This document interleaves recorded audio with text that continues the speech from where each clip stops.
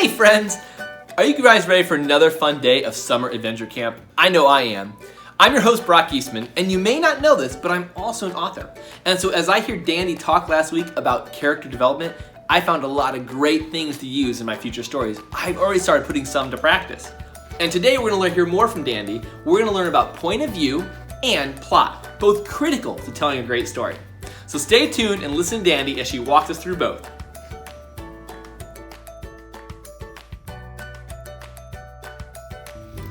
Hi, welcome back to Writers Camp, and I'm still Dandy Daly Mackle, and you can still call me Dandy. I hope you've had fun with your character and that you came up with a great character who was a companion you took with you everywhere and know all about now and know really well. I was thinking about maybe I'd tell you this story, which is true. When I was in elementary school, I grew up in a small town in Missouri, and we didn't have a lot to do. I loved living there and growing up there and riding horses, but we didn't see too much of the world. And so when our teacher came in one day and said, "All right, class, I have an announcement. We are going to put on the Christmas play." We were so psyched. Now, I know you guys are in a lot of stuff, a lot of plays, and you'd probably say, "Oh no, do we have to learn lines? Do we have to learn a song and sing and practice?" We said, "Yay! A Christmas play." What's a Christmas play? We didn't get out much. And so our teacher proceeded to tell us that a Christmas play, ours is going to be Wonderland.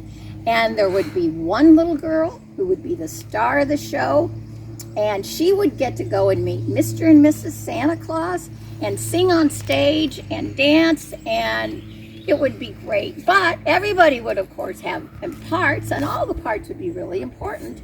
But I'd stop listening at that point, and instead I was just thinking how much I wanted that part to be the little girl. And so the next day, when I came into the classroom, I said, "Teacher, teacher, teacher, who got the part of the little girl who gets to go to Wonderland to get me Mr. and Mrs. Santa Claus and sing on stage?" And she said, "Dandy, haven't decided yet." And the next day I came in waving my hand, "Teacher, teacher, who gets the part of the little girl who goes to Wonderland, meet Mr. and Mrs. Santa Claus and gets to sing on stage?" And she said, "I haven't decided yet." And so the next day when I came, she was looking out the window for me and just yelled out, "Dandy, I haven't decided yet." Finally, she decided, and she quieted the classroom, and she said, "All right, the star role, the little girl who goes to Wonderland goes to Susie." Not Dandy, Susie. We called her Perfect S Susie because she was just about the only one who could make her S turn the right way. She got the part. She got everything. But anyway, she got the part, and I got the important role of being a Christmas gift. And so my entire job was to stand on stage for part of the time like this by a Christmas tree, and I was a gift. My mom had to wrap Christmas paper around this big box, and I had to wear a big red bow on the top of my head. It was awful, and I was so disappointed. I can still remember the night of the play while Susie was skipping around singing on stage in front of this curtain. The rest of my class, we were back here, especially my friends, off in the corner, and we were things like trees and candles and maybe an angel, but mostly just presents and stuff. And I started telling stories, which I did a lot, but I landed into this one story about how our entire town was putting on a play for the entire world to see. And everybody in every country wanted the part of the beautiful fairy princess. And she, of course, was the star of the show. And they came to try out from all over until the director said, "All right, everyone, I have decided, of course, the lead role goes to..." Now, my story, I get to pick. It went to Dandy, of course. Now, Susie had a very important part. She was understudy for, like, the Wicked Witch of the West or something. But I discovered an important thing about stories. When you write a story, you get to make it happen the way you want it to. And that's kind of a cool thing. And not only that, but while I was sitting and telling that story, I remember looking up, and everybody was in my class was sitting there waiting for me to say the next part of the story. And I thought, this is pretty good too. And I think even though I didn't know God then, I know that God knew me and had a plan for me, and it was to be a writer. I'd be a lousy actress. This is makes me really nervous, so I'd be a lousy actress. And God knows you better than you know yourself, and says that even before the beginning of time, there was a plan that you would do something very special that only you could do. And you only get to know that when your roots go down deeper and deeper into God's love. So anyway, part of telling a story and kind of between a character is called point of view. And that means how you see something, how your character is going to see something. For example, your whole life will never be inside anybody else's head except your own. And that means you know your thoughts and you know how you feel, but nobody else does unless you tell them, right? Or unless you have an expression on your face and they kind of figure it out, because you are limited to your own head. And if you don't tell your story that's in there, nobody's ever going to know. And this is a really good thing God did when he created us, because you know what? What if everybody knew all of your thoughts? If your parents knew everything you are thinking, wouldn't that be awful? You'd be embarrassed, and they might put you up for adoption, who knows? And if all of your friends knew every thought that passes through your head, even about them or about somebody else in the classroom or whatever, you probably wouldn't even have any friends. So we reveal ourselves by telling the thoughts that we want to tell. And that's it. You get your head. You get to know your thoughts inside your head. You'll never be in another head except in a book. And that's the main reason why I'm sure reading will never go away, because you don't get that anywhere else. Okay, let me give you an example. Say that since I've started talking today, you're thinking, oh, that Dandy, I'll bet she's really happy. I'll bet she just loves being here and with the lake and all the trees and the green and the sky. And she's probably thinking, I've got the best life, and I love to write, and I love animals. But you know what? What if you're wrong? What if I'm saying all this stuff, but inside my head, I'm thinking, I can't wait until this is over. And I just want to go home and curl up in a ball and cry. I don't like animals. And now I've backed myself into this, and I have to write about them in order to make some money. And I don't know. This is just getting so old. I don't want to do it. Fortunately, that's not what I'm thinking. So we're good. You're right in the first case, that I'm very happy and grateful for my life. But it could have been the other way, and you wouldn't have known. But in a book, we're right the first time. How do I turn the ringer and on? Okay, let's do it again. Fortunately, you were right the first time. I am happy and grateful, and I love my life, and I love animals. But you could have been wrong, and you wouldn't have known, because you are only allowed to be inside your own head, except when you read. And when you read, that author can take you inside a character's head. And it's so cool, because you get to experience what that character has experienced. And maybe it's someone way different from you. And when you read, you see their perspective and their point of view, and it helps understanding and compassion. And that's what reading can do. You can't get that on TV, by the way, or a movie, or anything on the internet, because it's limited. On TV or on any screen, what you can know about a character is the same as in real life. You can know what they tell you about themselves. You can know what they do and kind of guess what there is to know about them. You can listen to other people and what they have to say, but you will not be inside of their head. They can't do that on TV. And so reading will never go away, because it's just a way to identify it much better than in a television or a movie or on the internet. All right, so I'm going to tell you that when you do a point of view, well, I better define it. Point of view is showing your story through the heart, soul, spirit, the senses of another character, showing it through that character. And then when there are other characters in your story, you can't say what they're thinking or even what they're feeling. You can just give the same clues that you might have with someone who comes into the classroom and you're trying to figure out what's wrong with them or what they feel like. And for that, we have a little illustration from Ellie and Cassie. Stand up, guys, will ya? And Cass, I'll even let you take off your mask for this and scoot it down. All right. So now they are going to act. I told them they can't use words, but you know, they could say stuff in a story, but all they're going to do is act what they're feeling inside. Go. Now look at the camera so people can see your face. Okay. All right. Awesome. Now, if you're sitting at home and you're looking at them and laughing, what do you think they are? They're feeling inside. You'd say Cassie and Ellie are angry, right? Or mad? And if you guess that, how did you do it? Was it just because Ellie said, I am angry, and Cassie said, I'm really mad?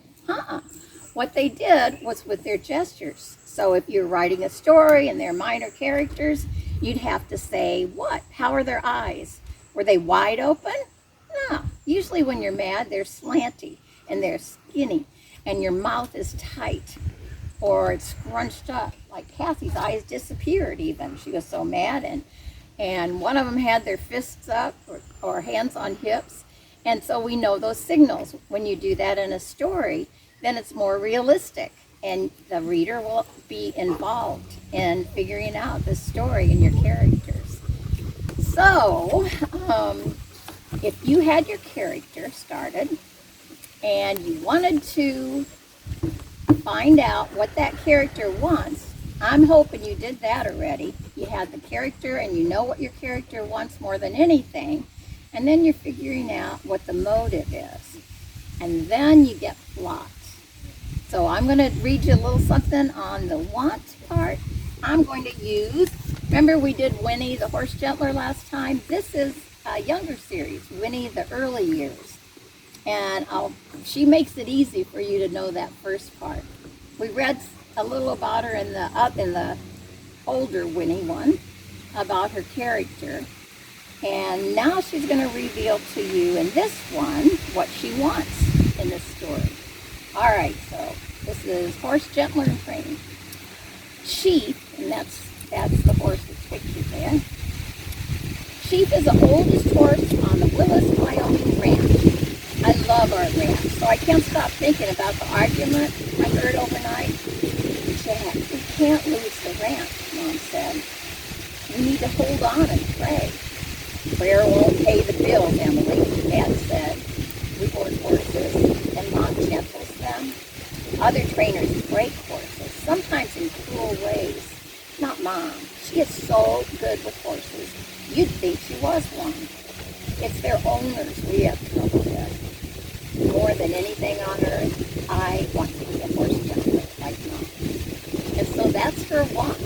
And her need, as we discover later on, is that she has trouble with kids at school. She doesn't have a friend, even a real friend, and feels like she's the third wheel, that she's out of everything, and that other kids all know what everybody's thinking.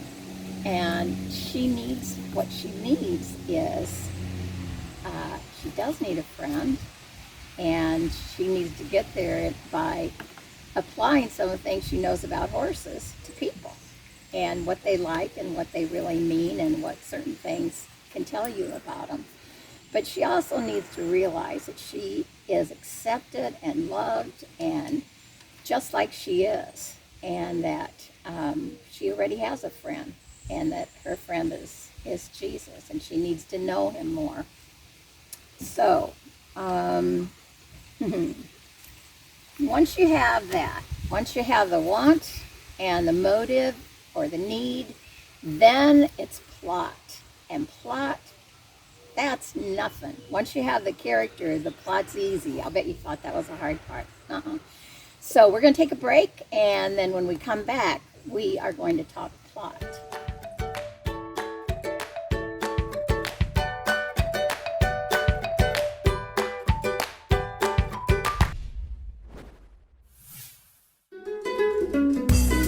We asked children in our program, what do you want to be when you grow up? Since I was a small child, I've been interested in engineering. I'm that a doctor and that not someone and never ban wang. Lala, Dr. Sankabi, never like you so. Gusto ko maging policewoman kung matapos ko ng course ng criminology.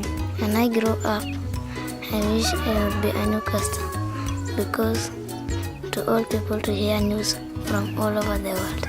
Yo sueño de ser de grande maestra en la iglesia y sueño de ser azafata. La primera vez que vuele desearía ir a Estados Unidos. เจ้าหน้าที่ดูแลคอมพิวเตอร์ Una dibujante. Kung ganahan may kabunig dako kay mag-pilot. Ganahan ko mo ato sa Korea kay akong bisitaon na ako sponsor. Cuando terminé la universidad, quiero ser arquitecta y ayudar a mi mamá y hacerle la casa que ella tanto quiere y sueña con eso, para tener sus cosas y yo se la voy a regalar.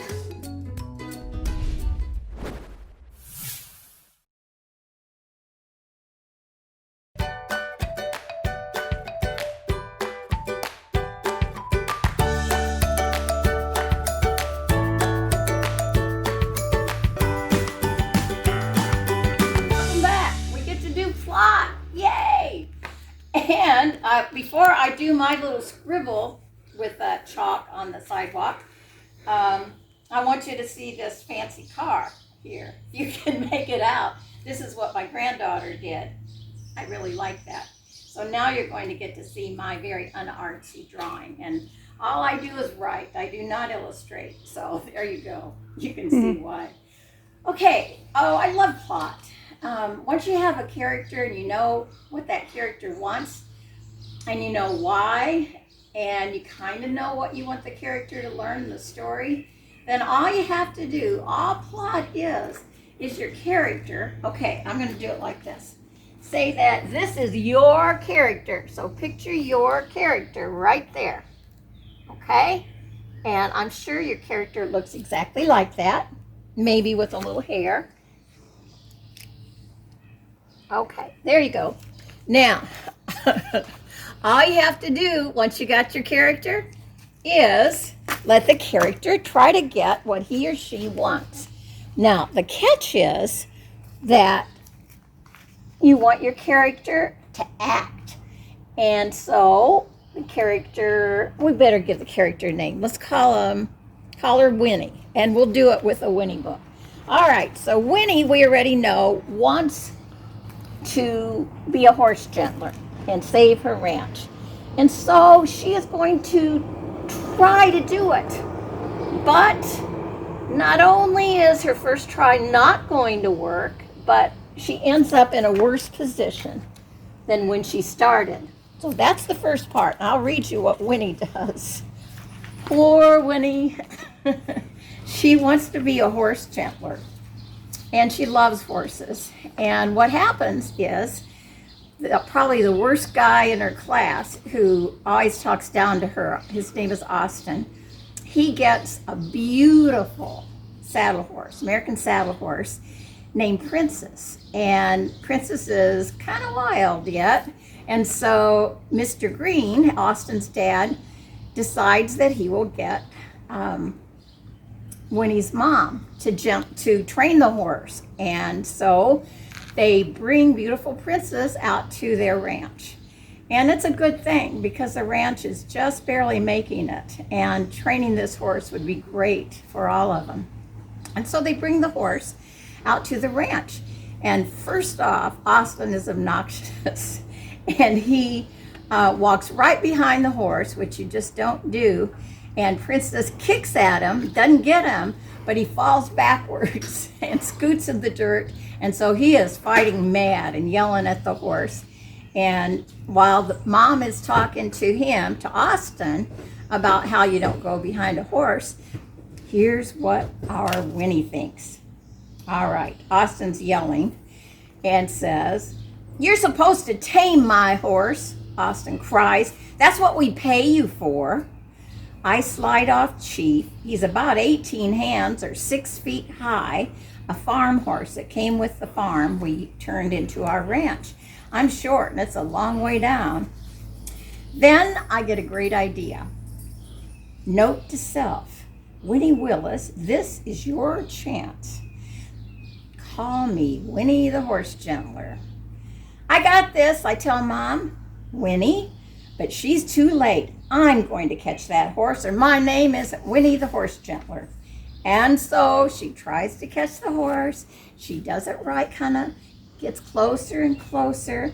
And then I whistle like Mom does. Slowly I reach for Princess. Horses can be nervous and high-strung like this one. And that quick energy makes them good race horses and performers, but they can get scared easily. Austin and his dad scared Princess. I know better. Plus, I'm not at all scary. Princess lets out a whistle of her own, a whinny, a horse laugh. She rears, then canters off. Behind me, I hear human laughter, Austin's. Mom brushes past me and whistles. Princess prances up. Come on, Princess. Mom scratches the horse's neck. Instead of grabbing the halter, she keeps scratching Princess. Austin and his dad stare as Mom and Princess stroll into the barn. Note to self, there is only one horse gentler at Willis, Wyoming Ranch, and it's not Winnie. So this has accomplished what we wanted, because now that we love our little character, we're going to make her life miserable, and she's going to get in worse and worse trouble.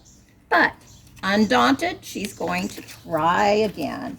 And the next thing that she's going to try, we'll draw a little diagram, is, okay, when she goes to school and Austin says she's doing a lousy job, Winnie promises to have that horse trained by the next time they come out. And when she leaves school, she realizes she has promised something she probably won't be able to deliver, because her mom says gentling takes time, and they're going to have to take time with the horse. And so when the guys come out, Mr. Green and Austin, it's worse, because the horse is not even closer, and Mom hasn't tried at all to ride the thing. And so Mr. Green has been convinced by Austin that they need to take the horse back and find someone else to train it. And yet, when he talks him into giving her one more week to teach the horse something.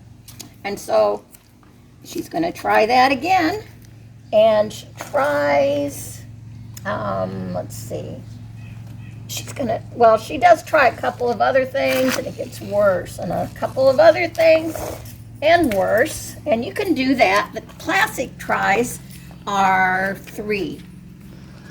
And, are you getting me? Okay, classic books, you get 3 tries, but sometimes you do more the longer that the book is. And if she's not getting it into her head, what you want her to learn. So, Winnie tries this time. She's almost to the end of her ropes, because Mr. Green's coming out, and if the horse isn't trained and hasn't learned anything, then they're taking the horse in the truck, and he drives the truck to their ranch. And she knows she's got to do something before they get there, and so she gets on the horse. She kind of waits until Princess is in the stall and next to the fence, and then she just kind of jumps on Princess. And she thinks, I am on Austin's fancy horse. This will be so great. Until the horse just starts bucking like crazy, and just as they walk in, bucks her high and flying into the air. I don't even know if I have that one marked. Yeah, we won't read that one. But anyway, she flies high in the air, and when she comes down, she lands on her wrist. And so now it does exactly what we want, because she's in even worse shape. Now, and of course it's her right hand, and she's right-handed. So the poor gal's got her a sling and only the left hand to work in school and to get something. And Mr. Green felt so bad that she, we thought it was broken, but it's really just twisted, that she'll be in a sling, that he said he'll give a couple days, but he has to see that horse can do something that it couldn't do before. All right, so Winnie really works, and she has kind of made a friend of Austin's brother, Simon, and he is into all these tricks, magic tricks. And he said, you should teach your horse a trick. And so Winnie does. Winnie teaches Princess to say yes just by touching this part of the horse below the neck. Then a horse will think it's a fly and go like this, and it looks like a yes. And if you want to do it on the side, you have a light touch, and you touch the neck, and usually a horse will go like that. It looks like a no. So when Mr. Green comes, she asks a series of questions, and it looks like it's all working, and say yes. And then, of course, Austin says, that's just coincidence. And he says, do you like me better than Winnie? And the horse goes, and do you want to get out of this rotten place and into a high-styling training facility? And of course, Princess says. And so Mr. Green laughs heartily and says, we'll give him a few more days. And so they do, and she is bound to teach another trick, because her mom is going so slowly that all she's done is sit on Princess. And Princess behaves, but Mom takes it slowly and in stages and gently that horse. And so Winnie thinks she ought to go faster. But she teaches a trick that was in Simon's book. And the trick is how to unlatch a gate. And so she used it on the horse's stall. And sure enough, I put little oats on that latch, then the horse eventually can lift it up. Princess, such a great trick that Princess could do that, right? And so that's what she's going to try to impress him with. And there you go. Did we get it? Is she right? Is she win it? When they come out and they see this great trick, she can't wait to show them. And in they go. And here's what happens. The horse is gone. That horse better be ready to ride. Mom is frowning at me, Winnie. Austin stomps back from the barn. Hey, what did you do with my horse? Mom runs and looks for herself. Winnie, what's going on? I don't know, Mom. Princess was gone when I came out. That horse is worth a fortune, Mr. Green says. I'm holding you responsible. Mom manages to keep her voice gentle. Who else knows that horse is worth a fortune? Everybody, I answer. Austin brags about it all the time. I'm calling the sheriff, Mr. Green says. So now we're really getting in trouble. Something hits me with the force of a horseshoe to my head. Princess unlocked the gate. And the pasture gate, sure enough, is wide open. And Austin says, you left the gate open, Winnie. No wonder my horse is gone. So this, folks, is what I would call a climax.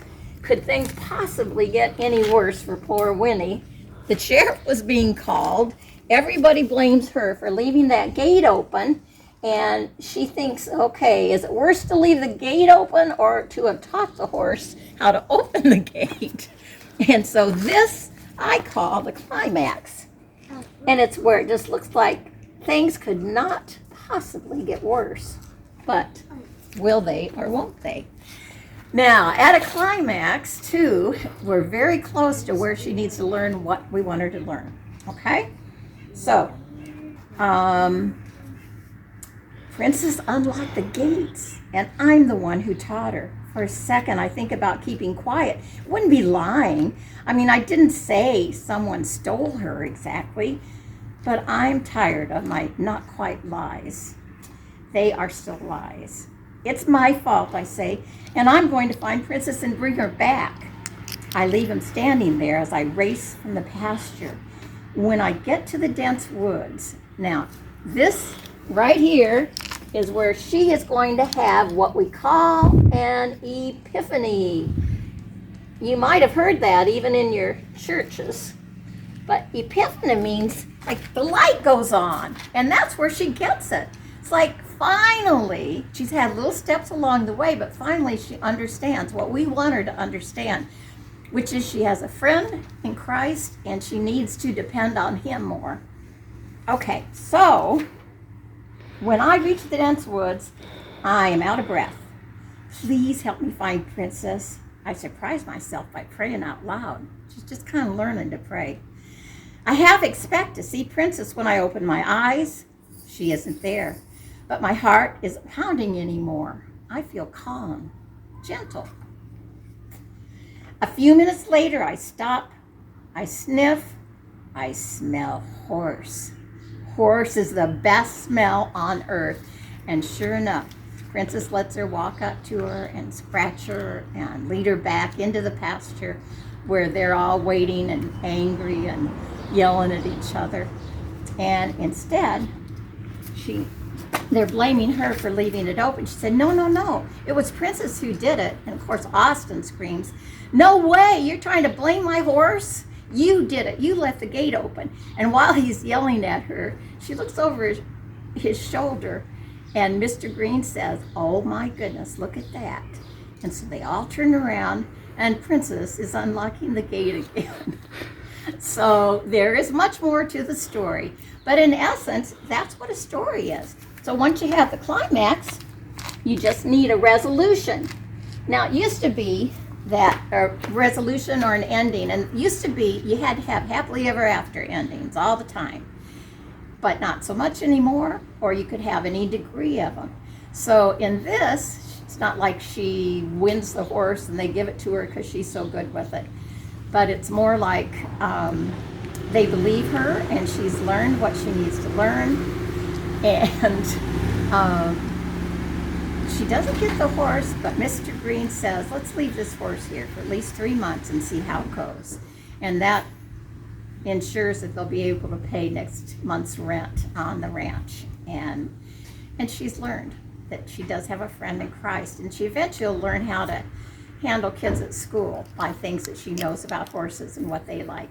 So basically that's the story. And you can write something that nobody else, because you're only going to be in your head, and because God's going to build in you as you let your roots go down in Christ's love. You're going to be able to depend on him and do the works that he prepared before you were even born. Thanks for coming to writing camp. Bye.